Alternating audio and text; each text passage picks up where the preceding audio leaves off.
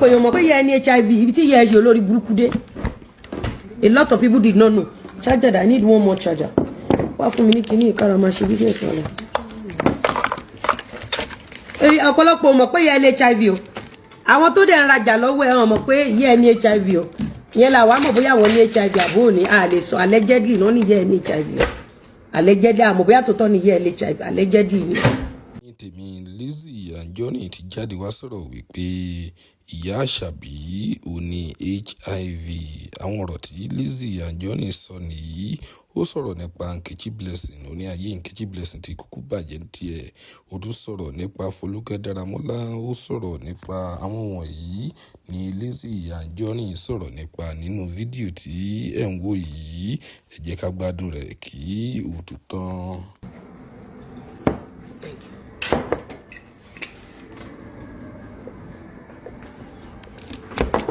Jẹ́ àgbádùn ẹ̀ sí. Jẹ́ àgbádùn ẹ̀ sí. Ẹjọ́ torí Ọlọ́run. Mi ò like online drama. Okay. Torí mi lè jẹ́ kí wá sọ mí di wèrè. Okay. Mi ò lè jẹ́ kí wá sọ mí di olórí burúkú yìí lẹ́ṣọ́ yín. Okay. Lẹ́gbẹ̀ẹ́ anybody bá ti kọ́ fún mi, màá máa kọ́ màá lẹ́yìn ilé mi tí wá ní ṣe fídíò kọ̀ọ̀kan. Okay. Okay. Orí ẹ pé. Orí ẹ pé. Orí ẹ pé. Orí ẹ pé. Orí ẹ pé. Ẹ jẹ́ abẹ́rẹ́. Ẹ gbálẹ̀ kọ̀kọ̀. Mo fẹ́ràn ẹ̀.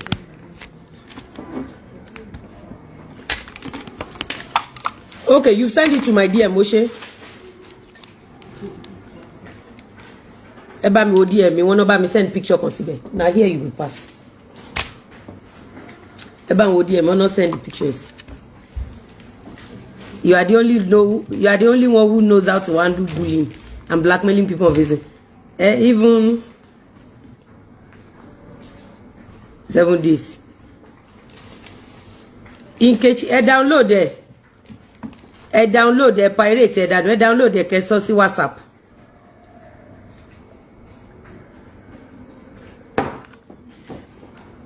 Download it, kẹ́ sọ sí WhatsApp. Any one of them, tẹ́ bá ti pọ̀ involved nínú blackmailing. But we need to release this clothes and repack her. Oh yeah, ẹ jẹ́ ká repack kíní. I like the girl. Ebe mi mò ń gbèjà ní last year. Ebe mi mò ń gbèjà ní last year. Orí ẹ pé. Wàá gbádùn mi, ìyá ẹ máa gbádùn mi.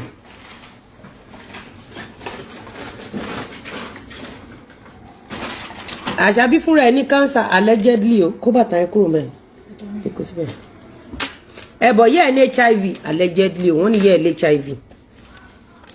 Wọ́n dẹ̀ lóhun náà ní allegedly mi ò mọ̀. Wọ́n mọ̀. Fíìmù tó fẹ́ gbé jáde tó ti torí ẹ̀ wá fún ẹjọ́ tó bá jáde. Ṣé kò sẹ́ni tó ń bá wa download fíìmù kẹjù sí WhatsApp ni? Ẹ já review ẹ̀ náà. Àwọn náà ṣàwà fún business wa. Ó yá. Ẹ yọ àwọn aṣọ yẹn. Ẹ ká ní àwọn size yẹn, size nylon. Ẹ gbé wá.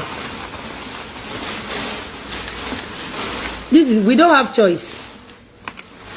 Ìyábọ̀ Òjó. Tá a bá múra sí Ìyábọ̀ Òjó, ṣé ẹ mọ̀ tó máa ṣẹlẹ̀ báyìí. Ṣé I said it on our last show? Àbí? Gist where we post NKECHI on her page. She don dey use style drag her be that. Oh. Àṣàbí ó máa gbádùn, Àṣàbí simple ó máa gbádùn mi. Ó máa gbádùn mi.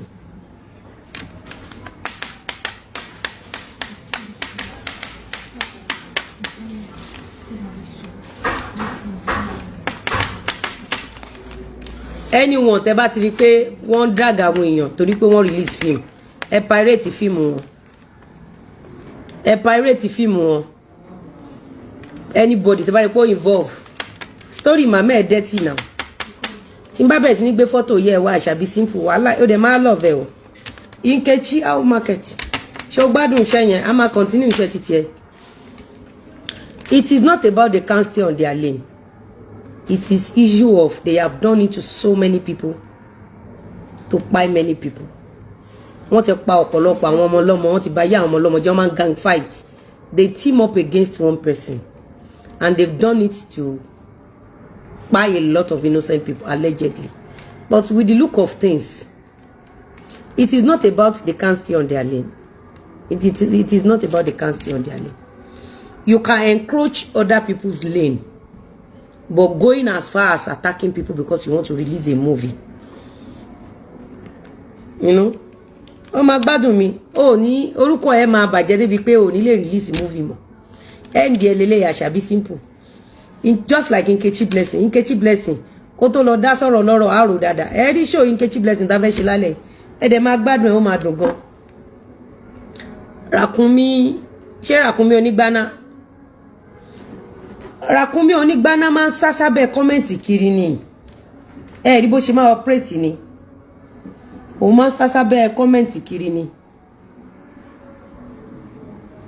I just want the Yoruba society, Yoruba community to know that the Yoruba settings in Nollywood, they have a lot of bloods in their hand. Àwọn tó ń ṣe fracas ni okay, ṣáà tí ó ṣe fracas. They have a lot of FOLUKE DARAMOLA ló máa lọ attack èèyàn. Have you ever seen FOLUKE DARAMOLA attacking people because he wants to release movie? Go and check it out. We don't talk, me and FK Yabukun, we don't talk, don't even know much about her. But when I joined the film industry, I saw a lot of good things she did. But part of the good things